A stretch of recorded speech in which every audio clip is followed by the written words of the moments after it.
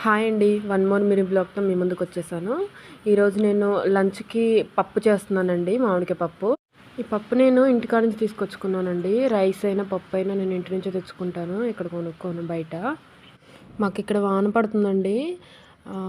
నేనొచ్చిన చాలా డేస్ తర్వాత చూస్తున్నాను వాన పడటం. ఇది చాలా రేర్ అండి ఇక్కడ వాన పడటం. చాలా ఉబ్బగా ఉంటది. పప్పు నేను రైస్ కుక్కర్‌లోనే చేస్తానండి. తొందరగా ఉడికేస్తుంది.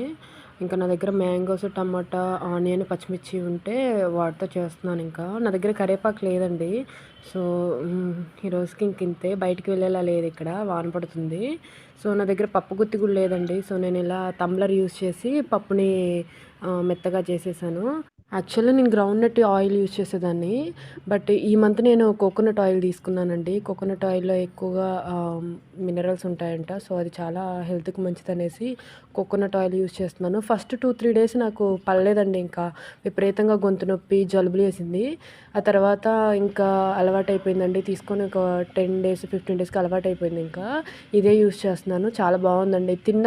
తిన్న తర్వాత నాకెందుకో లైట్ వెయిట్‌గా అనిపిస్తుంది.